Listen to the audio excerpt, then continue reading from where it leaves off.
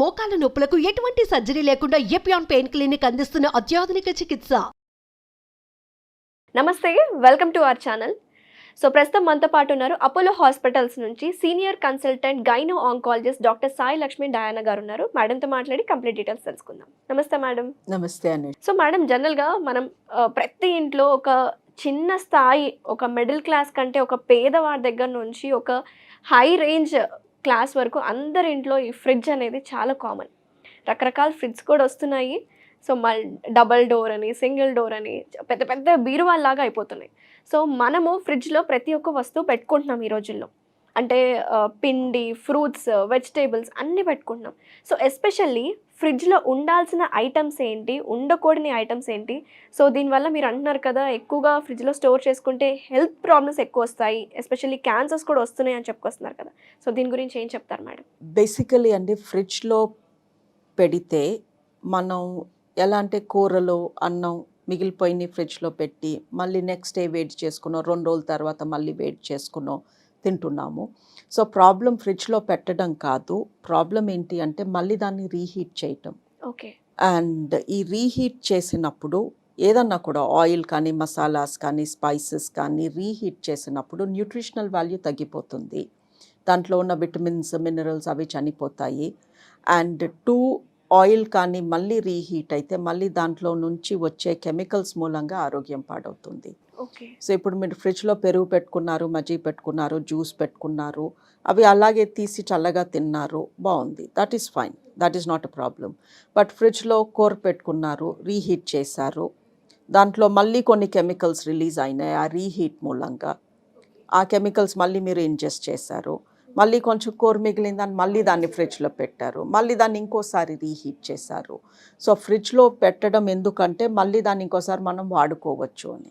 Okay. కొన్ని పదార్థాలు అందుకే పెట్టుకుంటున్నాము, అది చల్లగా ఉంటుంది అన్న ఒక్క రీజన్ కాదు, అది ఎక్కువ రోజులు స్టోర్ చేయొచ్చు.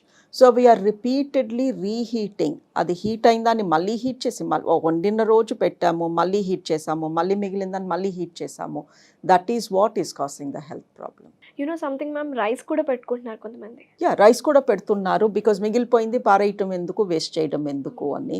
సో వాట్ వీ టెల్ అంటే, మీకు తప్పక ఫ్రిడ్జ్లో ఇప్పుడు రోజు వండుకోవడం కుదరదు, లేదా 3 రోజులకు ఒకసారి వండగలను నేను అనుకున్నప్పుడు 3 పోర్షన్స్ కింద దాన్ని ఫ్రిడ్జ్లో పెట్టి ఒకేసారి రీహీట్ చేసి అది చేసింది తినేయండి.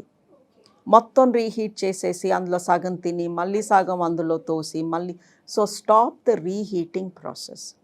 మనం కొంచెం ఆలోచనతో ప్లాన్డ్గా చేస్తే వండిన రోజు ఫ్రిడ్జ్లో పెట్టి మళ్ళీ దాన్ని ఒకేసారి రీహీట్ చేసి చేసిన రోజు మొత్తం దాన్ని వాడేసుకుని, లేదా what ever you want to do with it, దాన్ని మళ్ళీ ఫ్రిడ్జ్లో పెట్టి మళ్ళీ రీహీట్ చేయొద్దు. That is what is causing the health problems. Ideally fridge ఉన్నది చల్ల వస్తువులు, ఇంకా చల్లగా ఉండి ఎక్కువ రోజులు పాలు, పెరుగు అలాంటివి, ఐస్ క్రీమ్స్ అలాంటి వాటి కోసం. ఓకే. ఎవరు కూడా ఇలా 3 రోజులకి 10 రోజులకి ఒకసారి వండుకుని ఫ్రిడ్జ్లో తోసుకుని దాన్నే హీట్ చేస్తూ తినమని, ఐ డోంట్ థింక్ ఫ్రిడ్జ్ అందుకు తయారు చేసినట్టు కాదు. బట్ మనం అలా వాడుతున్నప్పుడు కొంచెం ఆలోచనతో రిపీటెడ్ రీహీటింగ్ అవాయిడ్ చేయటం మంచిది. ఇంకొకటి మేడం, జనరల్గా ఈ మధ్య కాలంలో అయితే ఈ పప్పులు, ఉప్పులు ఇవన్నీ ఉంటున్నాయి కదా, అవి కూడా డీప్ ఫ్రిడ్జ్లో పెట్టేస్తున్నారు.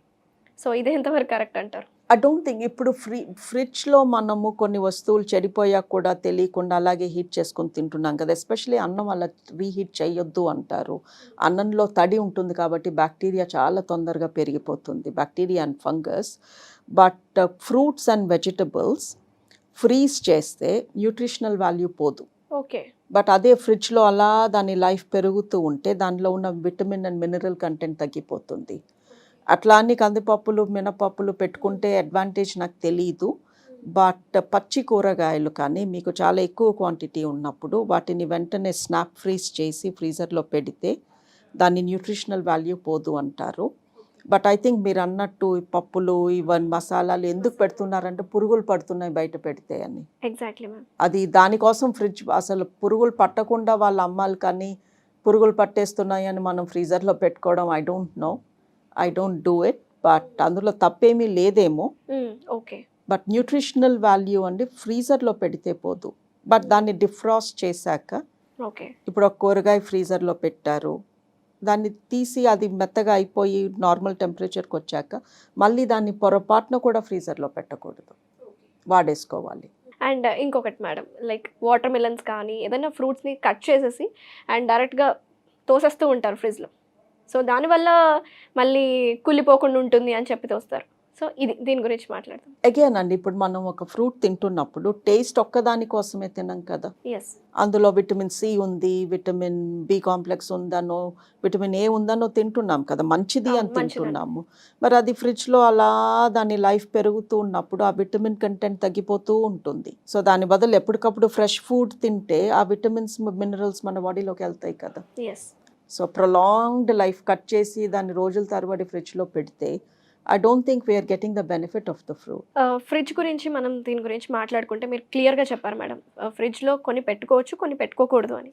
సో క్యాన్సర్ గురించి మనం మాట్లాడుకుంటే మీరు యాజ్ ఎ సీనియర్ కన్సల్టెంట్ ఆంకాలజిస్ట్గా, సో క్యాన్సర్ని ప్రివెంట్ చేయాలి అంటే ఎలాంటి ఫ్రూట్స్ ఎక్కువగా కానీ ఎలాంటి వెజిటేబుల్స్ మీద మనం ఫోకస్ చేయాలంటారు? కెరటినాయిడ్స్ అంటామండి, యాంటీ ఆక్సిడెంట్స్ రిలీజ్ చేస్తాయి. ఈ యాంటీ ఆక్సిడెంట్ అనే పేరు చాలా పాపులర్ అయింది. ఎస్. ఈ యాంటీ ఆక్సిడెంట్ మూలంగా మన బాడీలో క్యాన్సర్ కణాలు తయారవుతుంటే ఈ యాంటీ ఆక్సిడెంట్స్ వాటిని చంపేస్తాయి, క్యాన్సర్ కణాలు పోతాయి, మన ఇమ్యూనిటీ పెరుగుతుంది అని. ఈ antioxidants coloured fruit and వెజ్లో ఎక్కువ ఉంటాయి. సో ఏ ఫ్రూట్ కన్నా రంగు ఉంటాయి, ఎర్ర రంగు, పచ్చ రంగు, orange, pink colour like grapes and watermelon and beetroots. Colour ఉన్న any fruit or vegetable is very rich in antioxidants. And pumpkin, that's meant to be very good. But అలాని కలర్ లేదు అని జామకాయో గ్రీన్ గ్రేప్స్ మంచివి కావు అని కాదు. I don't think ఈ ప్రపంచంలో మంచిది కాని ఫ్రూట్ ఆర్ వెజిటబుల్ అనేది లేదు. బట్ వీలైనప్పుడు కలర్ ఉన్న fruits and vegetables are meant to be better. ఎక్కువగా అవి తీసుకుంటే మంచిది అంటారు, మనకు ఒక చాయిస్ ఉంది కాబట్టి. Take coloured. ఆర్ పిల్లలకి పెట్టేటప్పుడు కూడా ఫ్రూట్స్ లో కలర్డ్ వి ఏమన్నా పెడుతున్నామా? Yes, they'll feel attractive also. Yes, and మన vegetables లో onion and garlic, they have lot of immunity boosting properties. Okay, ఉల్లిపాయ ఇంకా వెల్లుల్లి. Yes, and turmeric. Thank you so much madam, చాలా డీటెయిల్డ్ ఇన్ఫర్మేషన్ ఇచ్చారు. అసలు ఫ్రిడ్జ్లో పెట్టకూడని వస్తువులు ఏంటి, పెట్టాల్సిన వస్తువులు ఏంటి, అండ్ యాంటీ క్యాన్సర్ ఫుడ్స్ ఏమైనా ఉన్నాయా అంటే కూడా దాని గురించి కూడా చాలా వివరంగా చెప్పినాను. Thank you so much ma'am. Thank you.